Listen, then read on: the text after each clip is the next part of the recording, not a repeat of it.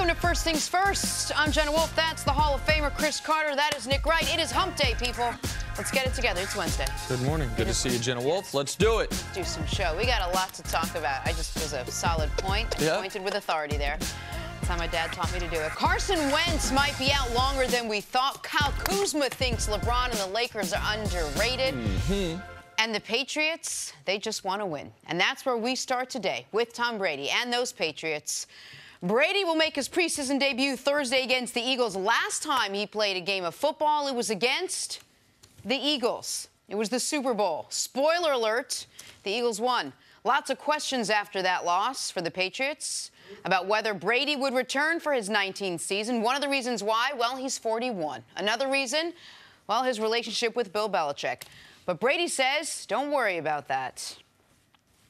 I think our priorities are, the same as they've always been, and I think that's why we get along so well. Is we're here to win, and like I said, it's been a very professional environment that he's created. I think I'm very lucky to be in that environment. I think he's the best coach that's ever coached in the NFL, and I feel very privileged to have kind of been mentored by him for as long as I have.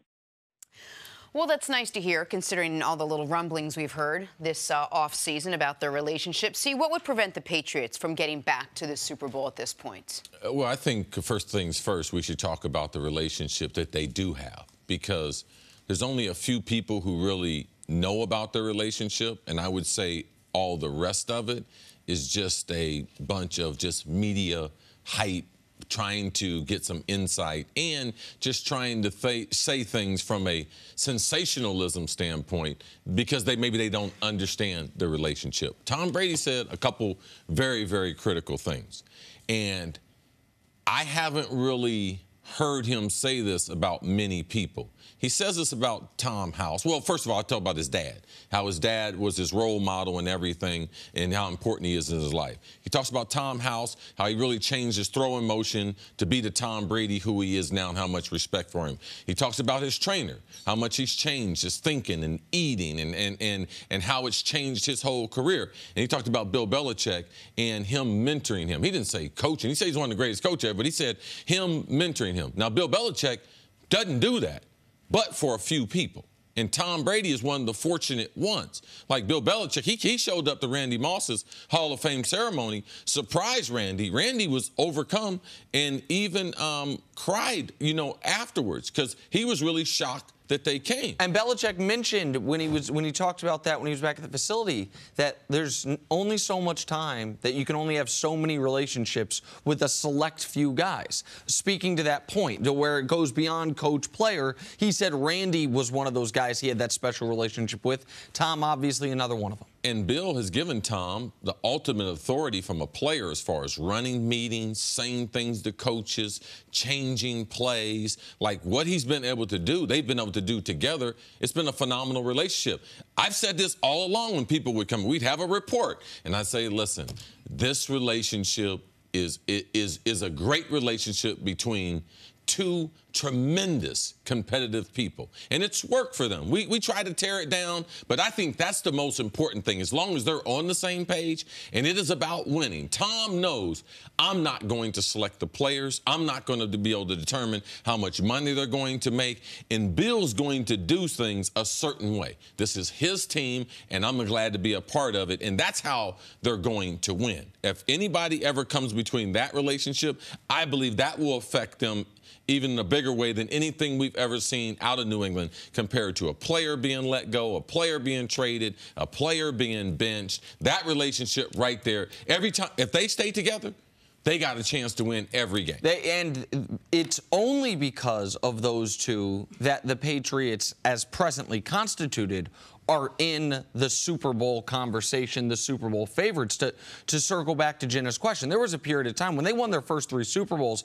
Obviously, Belichick was a huge part of that, and by Super Bowl III, Brady was one of the leading contributors to that. But you had All-Pro, a couple Hall of Fame defensive players. You had a really quality roster. When we get here in 2018, and we just look at 2018 Patriots versus 2017 Patriots. All right, so their offensive line is worse, right? They lost Nate Solder. You look at the players, offensive line is worse. The wide receiver room is worse. You lost Brandon Cooks. You lost Danny Amendola. Now you will be adding Julian Edelman, who you didn't have last year, but not for the first 4 games of the season. I would argue the defense, which was shaky at best last year, didn't get better by losing Malcolm Butler.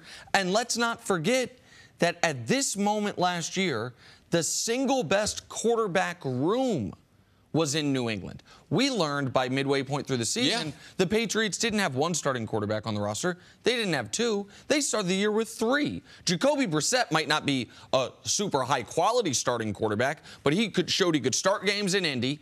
Jimmy Garoppolo's got $120 million to be a starter in San Francisco. Both guys were traded for. Now, people thought Garoppolo was worth a lot more. I mean, I don't know why Belichick gave the deal to San Francisco, but it lets you know the depth for which no other team could have had all 3 other quarterbacks traded for less than a third rounder. The Patriots started the year with 3 quarterbacks who, by the end of the year, all 3 of them started multiple games for 3 different teams in the league. So how can are the Patriots, what will prevent them bringing it back to the Super Bowl? Not enough talent. Like, period, point blank. Like, roster-wise, remove the head coach and Brady, this team is worse. Where did they get better from 17 to 18? Running backs, maybe. They spent the pick on Stoney Michel. They add Jeremy Hill. They lose Deion Lewis. But aside from that, where are the Patriots better than they were last year? But it's almost, to your point, what you're saying is as long as there's a relationship between these 2 guys, it almost doesn't matter who else the Patriots have and what their personnel is and who they've gained or lost in the offseason, because these 2 guys are the foundation with which this team kicks off the season and moves forward. They really are. They have to be together, but this is a league about talent. As long as those 2 are on the same page, they will have an opportunity. But this year, I believe it's as hard as they are not the overwhelming. Let's go back 365 days. New England Patriots we'd ever seen. We had never seen someone favorite. It was like 36 to some crazy number or something. No, Nick will look up Vegas. We'll call Vegas, see what they're saying, and Vegas is not saying the same thing because this roster. They are still the favorites to make the Super Bowl, and a lot of that has to do with the AFC versus NFC.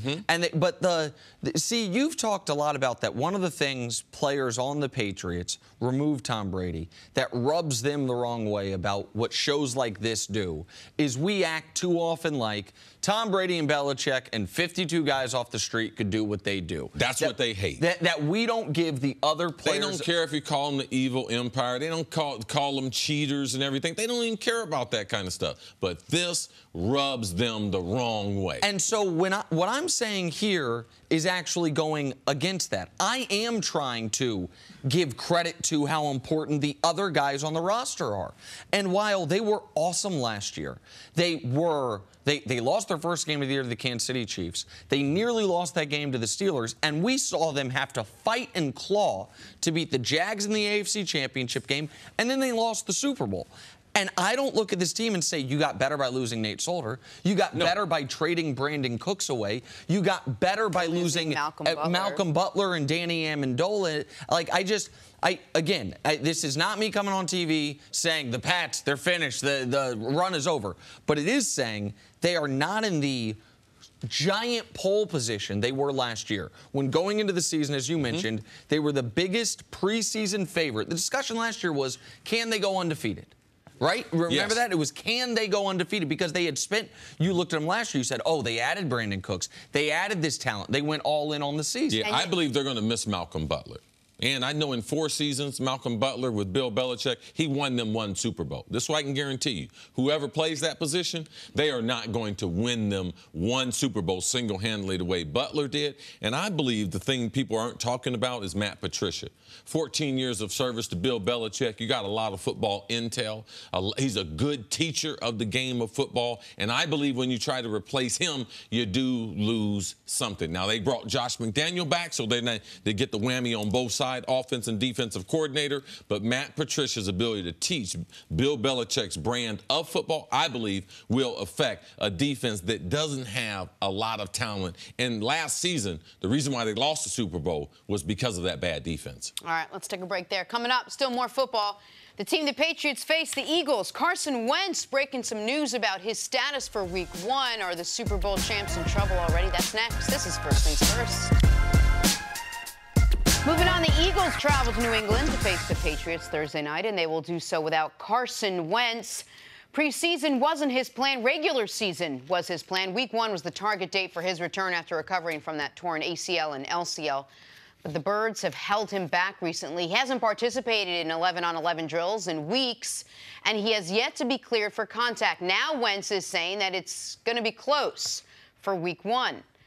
All right, Cris, how careful should Philly be with Carson Wentz here? He is their future. Does it pay to really rush him back to make sure he's all set for Week 1?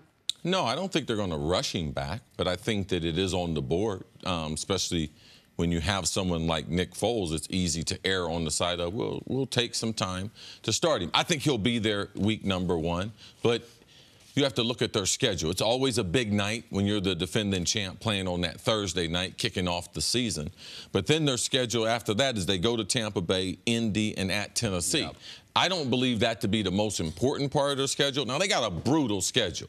But when they get into the month of October, they need their best players out there on the field. Tell America what they have right after those opening 4 you just said. Let's just do a little tough. Minnesota, New York Football Giants, Carolina, Jacksonville. Yeah. So that's a gauntlet that might be tougher than a Super Bowl run if they don't get home field advantage. Right. That's the kind of teams they're going to have to beat. So I believe he will be there at the beginning with the type of knee injury he's had. Typically, we have seen quarterbacks or other players, they were ready week number 1. Now, I could understand, too, maybe caution a little bit so people like Dusty and other Eagles fans and everything, they're like, oh, man, he might not be. But I think he will be there. But they still do have the guy that was the MVP of the Super Bowl, so they have a luxury. And when you look at Philadelphia's staff, the roster, that's one of the things that you have to bake into that. Man, they lost key players last year. They are deeper this year, and they have the playoff and the Super Bowl experience, and as Nick would say, the best backup situation in pro football. So if you have that, you have a great roster, why wouldn't you just allow the natural healing process to take place? I believe he'll be there week number 1, but because their roster is so strong. And because also, and when we're talking about will he not be there week 1, every day matters. The Eagles start the season before anybody else other than Atlanta. They started 3 days early. After week 1, they then have, of course, that little mini bye week from the Thursday night game. September 6th is when they start. They don't play again until September 16th. And you mentioned you can kind of ease him in to the season if such a thing exists. I know there's no West Alabamas you get to play, but there's a difference between, as you illustrated, their September schedule and their October schedule. I think everyone, though, should be cautious with expecting Carson Wentz to pick up exactly where he left off. We saw just a year ago 2 young quarterbacks, one playing at an MVP level, one playing the best football of his career, by the way, as a 2nd overall pick in year 2, and that was Derek Carr and Marcus Mariota. Those guys both got injured late in the 2016 season, and then their 2017 results were nowhere near what their 2016 results were. Derek Carr was on pace to potentially win the MVP. Last year was a down year. Marcus Mariota was an ascending. This is exactly what we thought he would be, a 96 quarterback rating in year 2.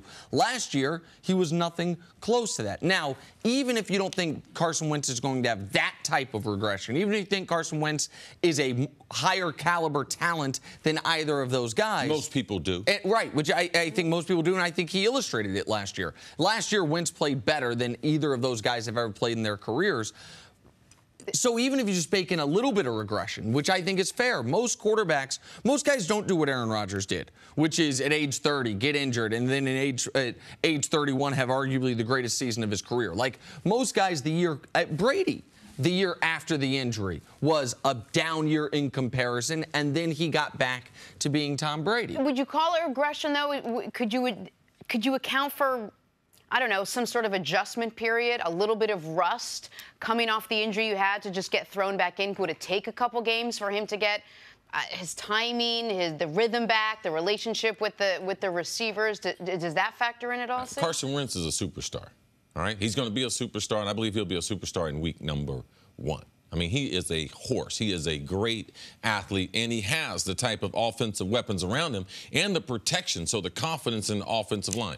If he had a spotty offensive line, if he didn't have 3 running backs the way he does have, if he didn't have 3 veteran receivers, which he does have, yeah, I might be concerned, which Derek Carr didn't have those things. Marcus Mariota didn't have those things. And all of them went through adjustments as far as coaching changes, coordinators, and everything. So all the things Carson Wentz, he doesn't have. He has a stable franchise. All right? He's got a guy behind him in the backup who don't want to be the starter and realizes he's a stud. He's got a young, up-and-coming coach. He's got the support of the organization. And you know what else that Tennessee and Oakland didn't have? He didn't have a great defense.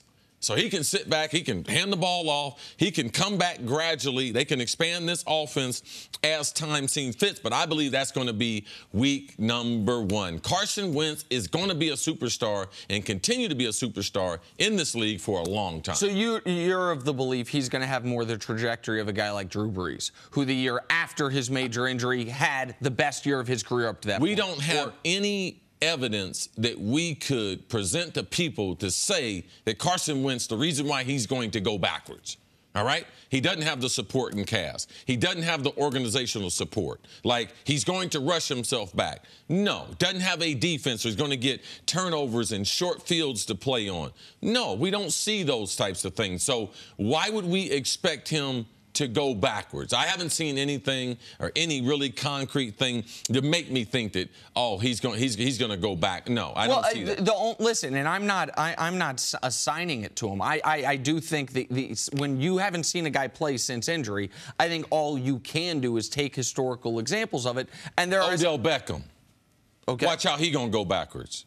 Well, sure. So that's an example of a guy. Yeah, he's not going nowhere. He's going to be a superstar in this league for a long time, too. These injuries, so yeah, that's most athletes come back from, let alone our best athletes. All right, Carson Wentz is not just a quarterback. He is a great athlete. Odell Beckham is not just one of the best receivers in the NFL. He is a ridiculous athlete, and those type of athletes bounce back from these very, very common injuries that both of these guys have. I was just going to ask, the ACL, the LCL, that is an injury you can recover fully from, come back to your old self. In 2018, yeah. I mean, we've come a long way in the last 20-some years on how people recover from it. I think people saw I don't want to say it wasn't a gruesome injury, but just the impact of the injury. It wasn't like people have, because we saw Carson Wentz get hurt and we saw the impact. Tom Brady had a more significant injury. A guy hit him frontal while he was in the pocket with his knee planted. And that's the same position he is in for almost every throw. Tom Brady is not the athlete of Carson Wentz. And if Tom Brady could get back, now, it was later in his career. Aaron Rodgers was injured later in their career. All right, but Carson Wentz is as good an athlete as Aaron Rodgers, if not better, and we know there's no question as far as athleticism versus Brady. All right, let's take a break there. Coming up, let's talk some basketball. Are too many people hating on LeBron and the Lakers already? It's too soon. That's next. This is First Things First. Friday on Fox, the Big Three playoffs are live from Dallas. It all begins at 8 Eastern on Fox, or stream it live on the Fox Sports app. All right, time for stories to start your morning, brought to you by the unexpected energy of ExxonMobil. Before we do that, the Big Three playoffs this weekend, I apologize, I wanted to talk about this if you haven't been watching it. Power and the three-headed monsters, who are the 1 and the 2 seed in this tournament, have been dominating the league. They're both 7-1. Chris Birdman Anderson's renaissance will only be complete with a Big Three championship. Nate Robinson, remember how he started the season, C? Yes. Fighting folks. He's got his team into the playoffs. Beater. Buzzer beater, fighting folks. By the way, without that buzzer beater, they're not in the playoffs. They scraped in by the skin of their teeth at 5-3. Very excited for Credit to Ice Cube. It's a good product. It is, and you can see it gradually getting better. You saw he talked about maybe getting the Mamba involved next year. He told us that would be his #1 pick of anybody you could get, but the playoffs this weekend should be awesome. Yeah, me and some of the staff members in a couple of weeks, we're going to go do chicken and waffles in Brooklyn and go to the championship. Oh, nice. Yeah. Oh, that's nice. You guys aren't invited. We know that as the chicken and waffle place. I was invited the last time and I didn't go, and now I'm blacklisted. Not invited and didn't go, so I will go with you. No, because you're not. They fry chicken in there. They don't want people in the corner doing burpees and stuff. Jenna, do you guys have tofu and waffle product? Grilled is that an option? Oh, boy. All right, now it's time for some stories to start your morning, brought to you by the unexpected energy of ExxonMobil. Ben Roethlisberger is in the concussion protocol after being hit in practice. He laid on the ground for a few minutes before leaving under his own power. Cris, how big of a deal will Big Ben's lack of preseason reps be should he miss some time? It's not the preseason reps. I mean, Big Ben is one of the best throwers of the football that we have seen. Talking about consecutive seasons, quarterback averaging over 250 yards, one of the all-time greats. But what you need to be concerned about is, what about his first good hit in the regular season? Yeah. That next concussion.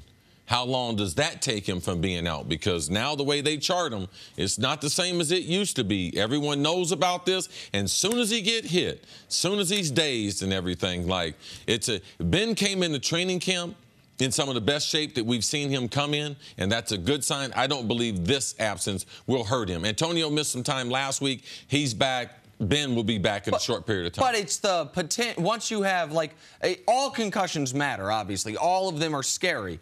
But repeated concussions in a short period of time, that's how you can get put on the shelf for quite some time. And so that also, you know what this reminded me of?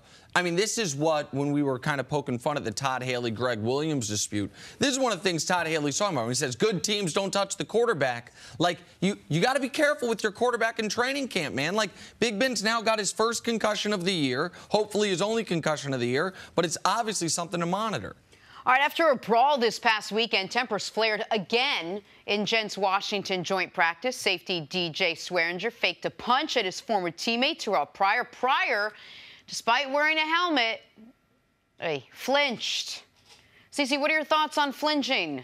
Terrell's from Ohio State, man. He knows he's a smart guy. You can get punched in the NFL in your face walking up on a guy. He's really, really smart. I don't know why people on the internet are going crazy. Oh, Terrell Pryor. Now, if he would have stood there, and what if DJ would have punched him? Because but he's wearing a helmet. Does that matter? Can you still get hit through there? You can get hit in the neck. You can get, okay. I mean, it's the, here's my question, because DJ, I know DJ a little bit. DJ's a quality player, but he's a little crazy.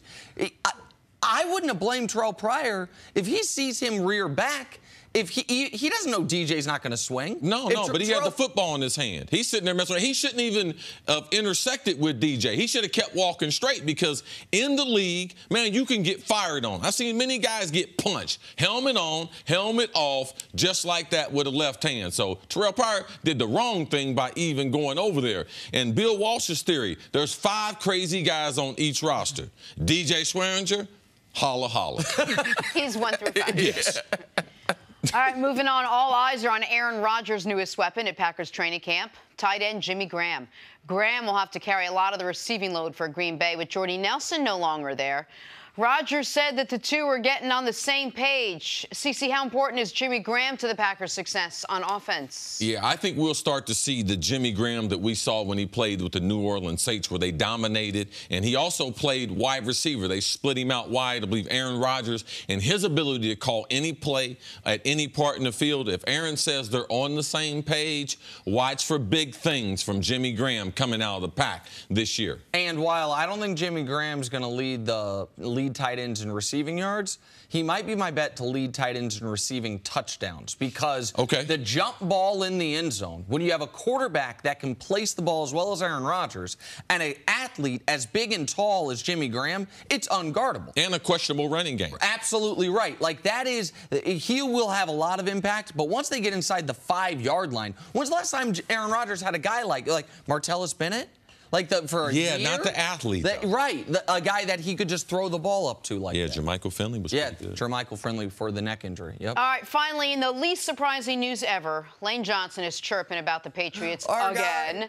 After calling New England a, quote, fear-based organization and talking about their, quote, arrogance this offseason, Lane Johnson is expecting a bit of backlash when the Patriots host the Eagles tomorrow night at Gillette. Oh, yeah, I hope so. I hope they raise hell, they cuss me, and they can say whatever they want. At the end of the day, I'm not blocking them, I'm blocking the guys on the edge, so it really doesn't matter what they say. I know that I'm not going to be well-liked. I know this team ain't going to be well-liked going in there, so it's going to make us, I think, bring out our best. What do you think, C? Man, I'm inviting it. Like, listen, Lane Johnson's one of those 5 guys. Bill Walsh, okay? DJ Swearinger. Yeah. Okay, you can only do so much in a football game. All right, New England understands this. They got a lot of respect for Philadelphia. This is a football game. New England knows at this point in the season, they'll have certain goals, certain things. They'll be very, very vanilla as far as what they're going to present. So this is not a rematch.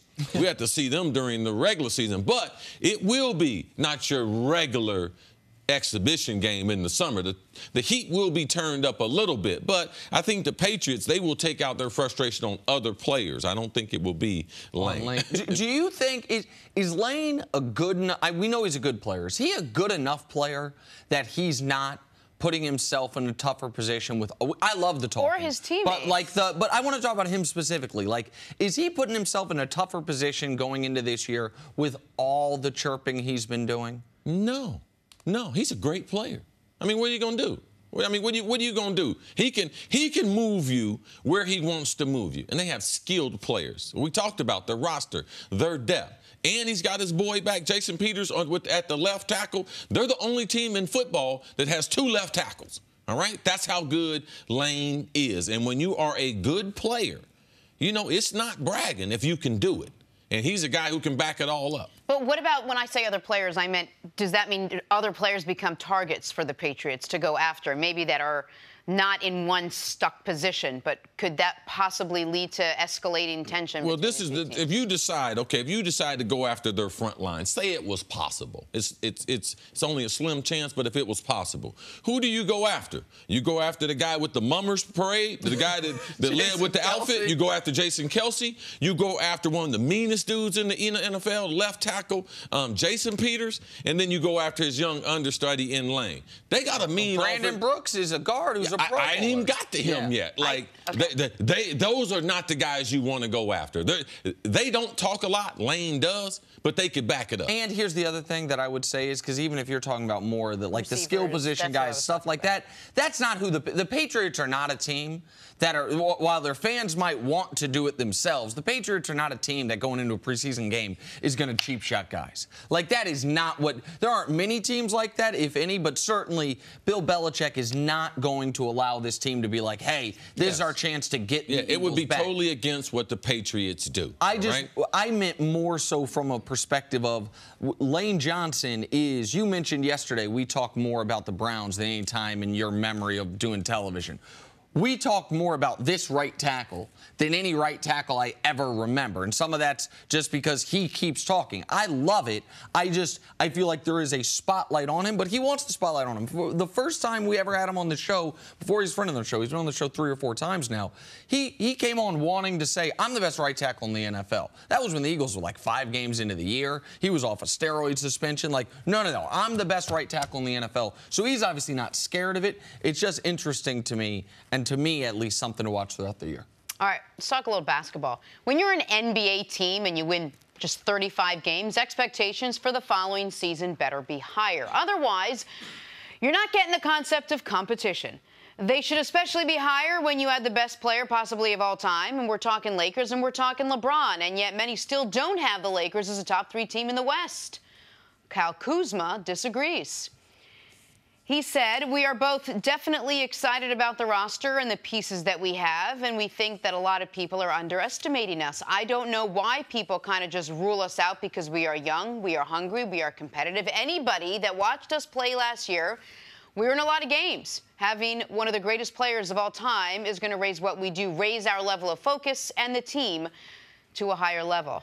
Nick, I'll ask you, is Kyle Kuzma right that the Lakers are being underestimated here? They're not being underestimated by the people that are saying, 3 or 4 seed in the West is about where you see them finishing. That's fair. They are certainly being underestimated by the growing media contingent. I did Chris Mannix's podcast a couple days ago. Chris Mannix, I love his NBA knowledge. People see him come on the show. We argue about the Celtics, but Mannix knows the NBA. He said he doesn't think the Lakers are going to make the playoffs. And he's not the only person saying that. I think they win 45 games, 10-win improvement, 45 games wouldn't get you in the playoffs last year in the West. Like, this is what I don't understand, right? If LeBron wasn't on the team, they went from 17 wins to 26 wins to 35 wins. Now, the more wins you have, the harder it is to get those next few. But if they hadn't added LeBron, don't you think most people would say that's about a 500 team? Lonzo a year older, Ingram a year older, 35 to 40. Okay. So is LeBron worth, if they were going to be a 40-win team without him, is LeBron worth 10 wins? How many wins was he worth last year? That team won, all of them. That team won 50. How many would they have won without him? 20? 25 max? Like, I mean, they won 50 games, but it was like 70 because they went through so many different trades. Right. Like, I mean, you can't look at it and say, well, Cleveland in 2017-18, they won 50 games. No, that don't tell the story. Right. Kyrie Irving demanded a trade. You get IT, he's hurt. Like, you even have to get some draft pick back compensation because of his injury. Like, so that doesn't really tell how many games they actually won. LeBron James is the best player in the world. And as I said last year, he went to the NBA Finals with 4 pieces of paper.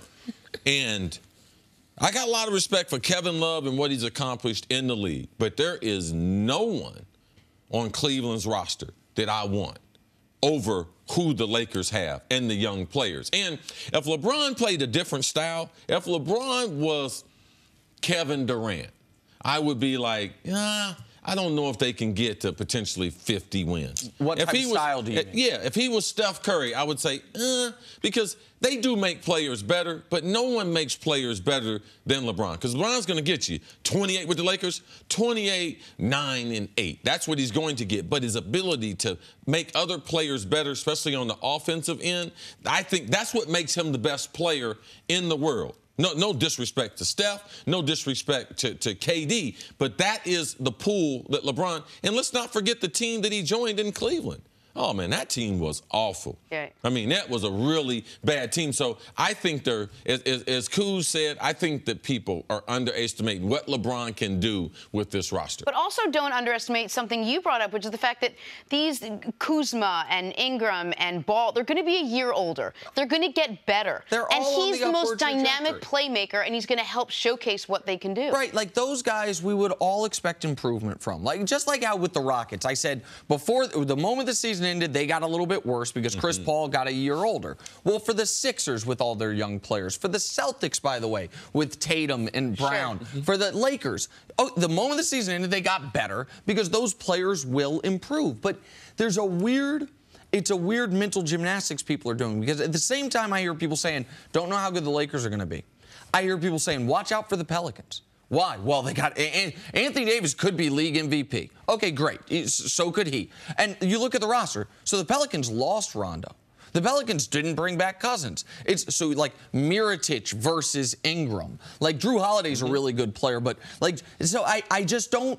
I feel like you've got to really try to trick yourself to convince yourself. The Lakers aren't necessarily going to be the 3 seed, but the idea that they're going to be the 9th or the 10th seed, I don't see how that could happen. I just like to take a look at the Lakers where they were last year, Nick, before we moved from L.A. here, where they were. They were finishing the Summer League. They were excited about Ball. You know, he looked good in the Summer League, was MVP of the Summer League. Ingram played in the Summer League at the beginning, right? Looked impressive. They held him out of the end of the Summer League. Kuzma, man, wasn't even expecting him to do nothing. No. Now, look at where they are. Ball's like, man, I got 50 games under my belt. We know he needs to improve his jump shot, but also he realized he needed to get into the weight room. Ingram realized he could be a star. He's so happy he's with the Lakers. He thought that he was definitely going to get traded. Kuzma, the most underrated of the bunch, is really developing and can be a great role player for the Los Angeles Lakers. So, and then you add LeBron to that. So the natural progression, we forgot where they were last year. These young players, none of those players is in that same position. You add LeBron to it. I believe it's going to be exciting basketball. And I understand people are going to say, but it was the East and this is the West. We do have to be honest about where we are with the 2 conferences right now. At the bottom, right? Last year there were 8 teams that were awful, that won 28 games or fewer. 4 in the West, 4 in the East. Last year there were 6 teams that were really good, that won 50 games or more. 2 in the West, 4 in the East. Now, where the West is clearly better is like that middle half. Yeah. The 9 seed in the West was... And it's hard to be fair when you see the top tilted like that. So like the 2 best teams were in the West, Golden State and Houston. I would argue the next 4 best teams were out East, Toronto, Boston, Philly, and Cleveland. And then it gets to, after that, that's where the West has the advantage, right? Because like the 9 seed in the West was the Nuggets, who won 46 games. The 9 seed in the East were the Pistons, who were terrible. But when you're competing for a playoff spot, guess what? You're competing with teams in the West. They have the same Western Conference schedule as you. So however much harder it is, that evens itself out as far as competing for the playoffs. I don't see. Wake me when a LeBron James team doesn't win 50 games. Like, let me know when that happens. Last year was the worst team he could have possibly been on, and they found a way to win 50 games. Like, I don't see that being a concern this year for the Lakers. You know that Nick has an NBA countdown to the regular season clock? 63 days. In his bedroom? We were at the midway point of the offseason 2 days ago, 65 from 65 till we're at 63. That he carries around with him wherever he goes, and it's under the table. Hey, we're going to take a break. We haven't talked about the Browns in a hot minute. Are the Cleveland Browns making a big mistake with Baker Mayfield? That's next. This is First Things First. Here on First Things First, we're now joined by Super Bowl champ Cris. I just gave him an air five because I'm sitting a person away from him, because that's the cool thing to do when you're not right next to someone. That is the cool thing to do. So few things cooler in life than the air five. Only heard it from Jenna, but that's what I heard. 82. That's when it was cool. That's when it was cool back then. Okay. I do air fives with my little one all the Like, time. we tried. We need to leave that Anything back. Jenna's that the works coolest for one your- she ever hung out with, though. Oh, okay. So that's I got you, Jenna. There So you go. she's excited. I get it. Absolutely. She's Excited to see He you. thinks I'm the coolest one of all my friends. Which It's true, sad which and is, pathetic. man, that's reality TV, boys and girls. Cris Canty, it has been quite a preseason for the Cleveland Browns. They're no longer the butt of all the jokes. They are clearly the stars of HBO's Hard Knocks. And they got a solid first start out of their #1 overall pick, Baker Mayfield. Despite all of that goodness, though, Browns head coach Hugh Jackson says Baker will not unseat Tyrod Taylor as the starter, nor get any first-team reps this preseason.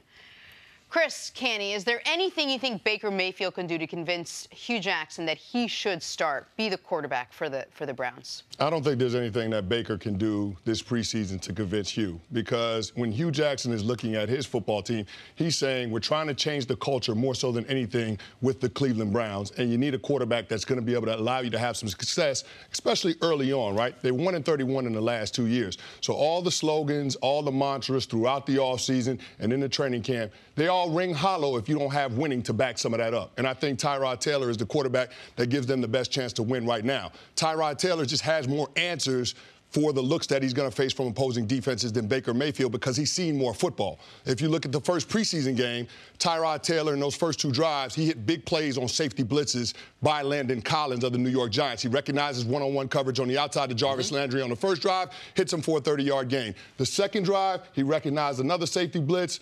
Landon Collins is coming down. David Njoku one-on-one against Alec Ogletree. You got a touchdown. Tyrod was 5 for 5, 99 yards and a touchdown. That's the biggest thing. When you look at that versus what Baker did. Now, Baker was impressive. He was good in situational football, third down, red zone. But the guy threw 5 passes and they got 100 yards out of it. That's your point, right? That's my point. That's the point, is it was just big play after big play. But not only that, but looking at the coverages that Tyrod was facing versus what Baker was facing. Baker was looking at a lot of fundamental, basic front coverage defenses, because you got the second and the third deep out there versus the first team. And so when you're seeing those vanilla looks, you're probably going to have a little more success as a quarterback. When you get to regular season football, there are more moving parts because there are different schemes. And that's why I think Tyrod is better equipped right now than Baker to handle that. And as far as can Baker convince them, certainly not if he's getting 0 first-team reps in training camp. That would also mean he's not going to start any preseason games.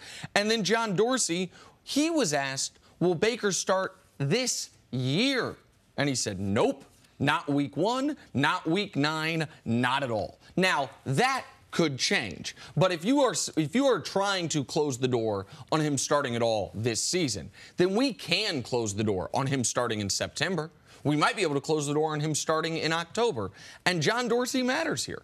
Typically, the GM, who is the guy who's picking the players, can put his finger on the scale in favor of his first-round quarterback. John Dorsey's history says, I will put my finger on the scale in favor of the other quarterback. He didn't let Aaron Rodgers start his first year, didn't let Pat Mahomes start until the final game of the season, a meaningless Week 17 game. Those are the last 2 teams John Dorsey has run, the last 2 first-round quarterbacks John Dorsey has taken. But CC, it's not like this team is projected to go to the playoffs. So if you have a team that's starting from 1 win in 2 seasons, wouldn't you want to put him out there and say, well, experience is going to teach you more than watching film and tape? This is where you're going to learn. Well, every scenario is not the same. Yesterday we talked about Sam Darnold, and that was the storyline that we painted. But every quarterback is not in the same situation. Actually, what John Dorsey's doing, what the head coach is doing, is they're trying to save Baker Mayfield's career, all right?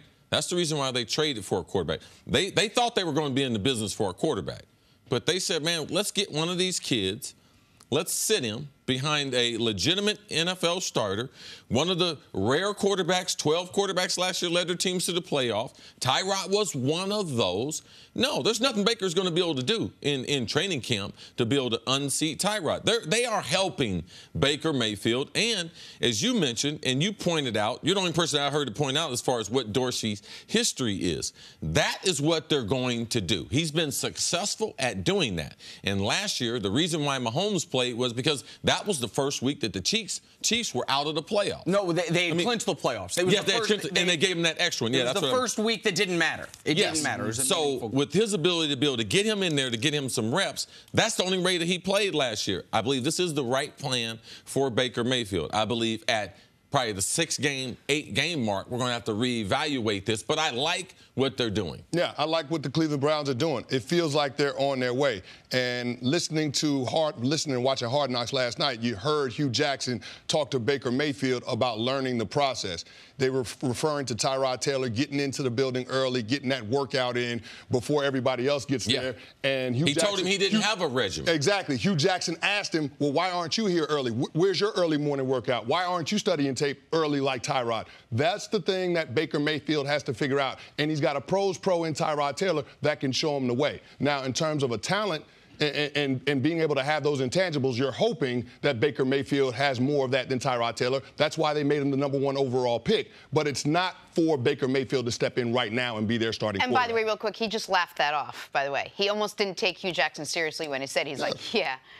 At first, and then he absolutely realized, no. Right, but at first, you're totally right that he at first, I think he thought Hugh was just poking at him. And he realized, oh no, he expects me to be here whenever the earliest guy is here. I need to be there then or before. But you mentioned one of 12 quarterbacks to lead their team to the playoffs. That is something about Tyrod. That is something we've heard the Browns say repeatedly. Yes.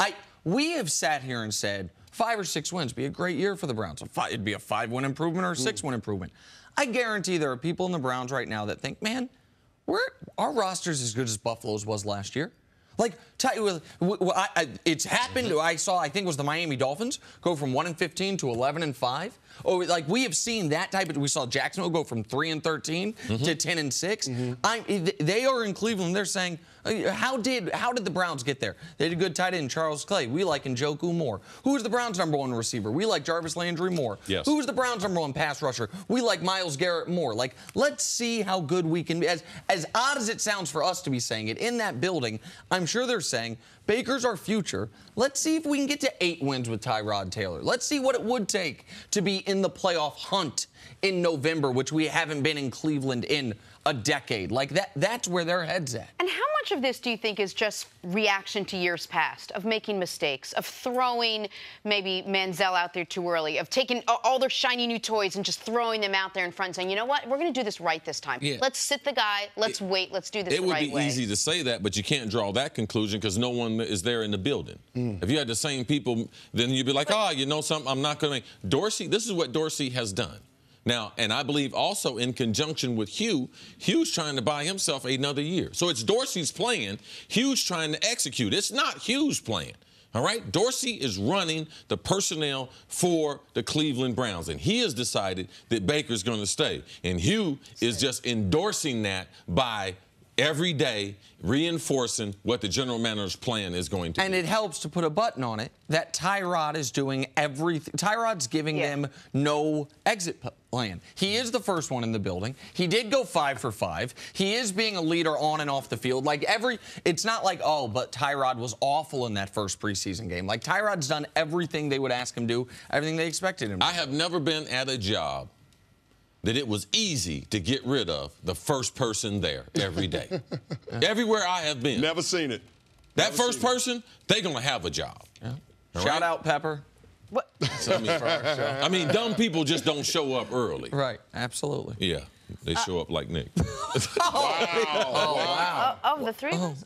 Hey, Chris, stick around. Do us a favor. Coming up, are the Philadelphia Eagles turning into a dynasty? That's next on First Things First. Back here on First Things First with Chris Canty. It's all coming up and going down in Philly, Canty. While all eyes are on the quarterback position. It's going down. It don't have to come up to go down. It's going down in Philly. Jenna, you just got to take the L on this phrase and never speak it again. What is the Mendoza line in batting? What is it? 200. Oh, Jenna. Jenna on the... 150.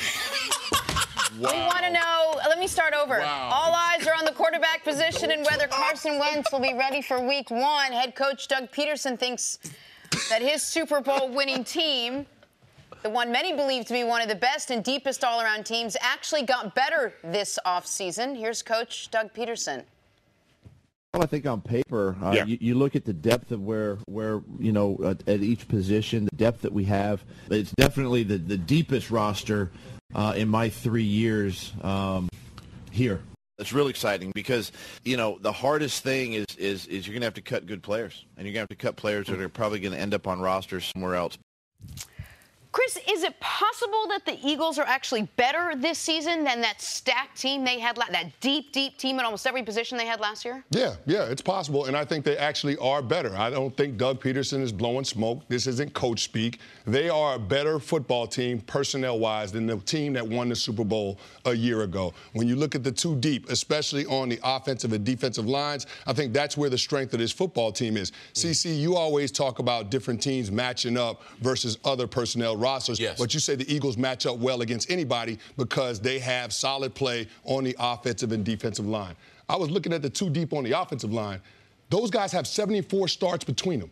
Right. That's the two deep on the offensive line. Right. So you can survive. You survived Jason Vitae. You survived Jason Peters' injury last year because you had Vitae being able to step in. He's got experience now. But guess what? Jason Peters is an upgrade from the left tackle that they had in the Super Bowl. Michael Bennett is an upgrade from Vinny Curry. Haloti Ngata came over this offseason in free agency. You look at the secondary. They've got a lot of experienced guys back there. So I feel really good about this Eagles team, and their depth is what's going to allow them to sustain the success throughout this regular season. So here's the thing. I think they are better. But as you guys all know, in the NFL, because the sample size is just 16 games, you can be better and have the record be worse. Like, the Eagles being better does not necessarily, you win the Super Bowl, you get better, well, then I guess they're winning the next Super Bowl. That's not how this league works. Like, does anyone at this table think they win the Super Bowl last year without home field advantage? No. No. So how about this, Canny? Do they get home field advantage if in, what was it, week 3? How'd they beat the Giants? The woeful Giants. A long field goal. 61-yard field goal at the gun. We then saw them a couple weeks, or 1 week later, I think, squeeze out a win against the Chargers. Like, they're close games last year. We saw them against Carolina. Cam had it down 5 at midfield with 2 minutes left, and they get a stop. Now, they get credit for all of those wins. But the point that I'm making is that you can be better, and if 13-3 due to a couple bad bounces, a 61-yard field goal not going in, turns into 12-4 or 11-5, then it's a totally different situation. They were amazing. They lost their MVP quarterback, and they won the damn Super Bowl, and we think they're better, but it's not the Warriors. Man, they won the championship. They got better. Give them the championship again. Football, because the sample sizes are so small and injuries play such a big part, you can't quite do that same math. But I agree, they're a deeper team, and they were the deepest team in football last year. Is there something to a Super Bowl hangover, Chris? Is there something to, hey, we were chasing. Oh, now we're the ones that are being chased? Does the mindset affect play at all? I think it's worth conversating about. I think different organizations, depending on what was their pursuit of the Super Bowl, and I believe in doing that, you can have, because they put everything into the Eagles.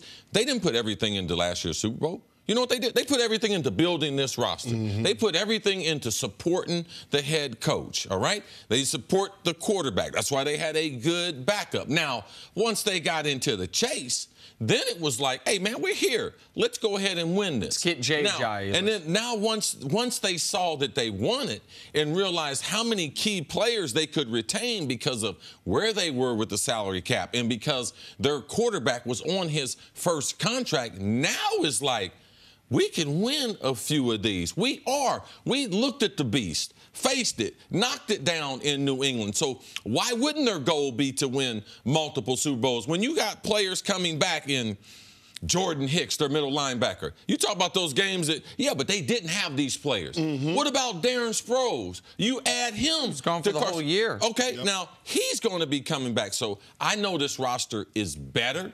I don't think they're going to suffer a Super Bowl hangover. Now they had some hangovers because they did some partying. but I believe that the ownership, it took them so long to get there.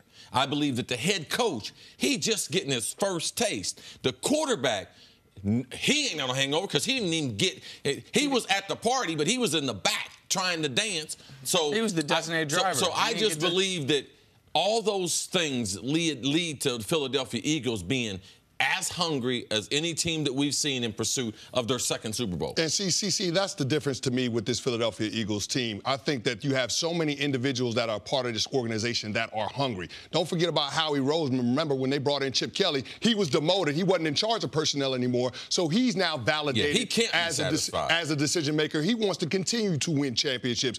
Jason Peters, he didn't win a championship last year. He wasn't on the field for the Super Bowl. Michael Bennett coming over from the Seattle Seahawks. He wants to win again. Like he's a champion. That's a good point. Yeah, Haloti Ngata. He wants to win again. He's a champion. Yeah. So all of these guys want to have success at the highest level, and they know it's possible because a GM put together a really good team, and a head coach has a model, a formula for how this team is going to win games on the field. Well, and the hangover, we see it in sports. Like championship hangovers are real.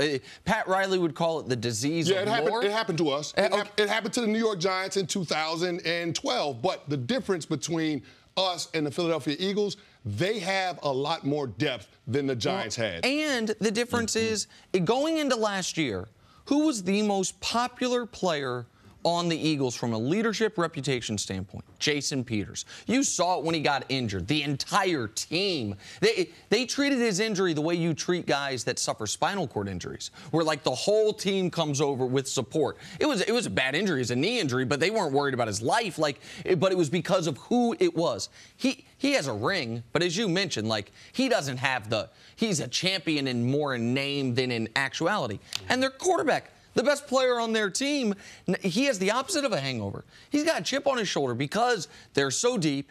And what Nick Foles did, things can turn quick in sports. And I know C's saying he's a stud, and I agree with him. But all of a sudden, if they don't, Carson Wentz is going to convince himself this year, if we don't win the Super Bowl, they're going to blame me. They did it with Nick Foles. We got everybody back. And so this is one team that is almost immune to the hangover because they did something we never see in sports. They won a title with their backup quarterback, with their backup left tackle. You mentioned their backup middle linebacker. So just from the folks that I've spoken to in Philadelphia right now, the thinking is this team is going to go as Carson Wentz comes back and goes. But what do you think is going to be the biggest factor to get this Eagles team back to the Super Bowl? Man, I believe their defense can be dominant. I'm concerned about their secondary. All right, I'm concerned about their offensive coordinator and Mike Groh taking over. It's a big opportunity for him. It's a lot to man when you have a quarterback and the type of personnel. So those are the things that are question mark. Their secondary, how good will they be? I know the linebackers are good. Their front line is one of the best in football. Mike Groh, I believe him to be a competent coordinator. How does he handle the bright lights of being the coordinator there? So those are the things that, if going into the season, that we have to look for as far as if there's a weak spot, if there's a chance to potentially fall back, how does he handle that new responsibility and that defensive secondary? Are they going to be as good as they were last year? In big spots, they're not a great secondary. They don't have great talent, but they played well together.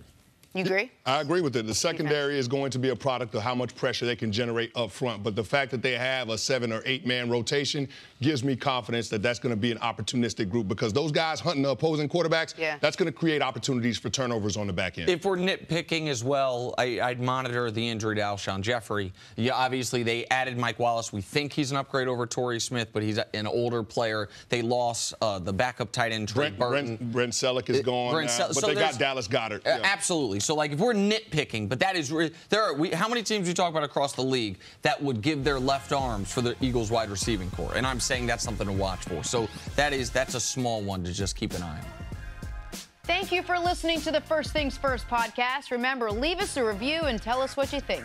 Subscribe to the podcast on Apple Podcasts and catch us on FS1 Monday through Friday, 6:30 a.m. Eastern. For Cris Carter and Nick Wright, I'm Jenna Wolfe. So long, everybody.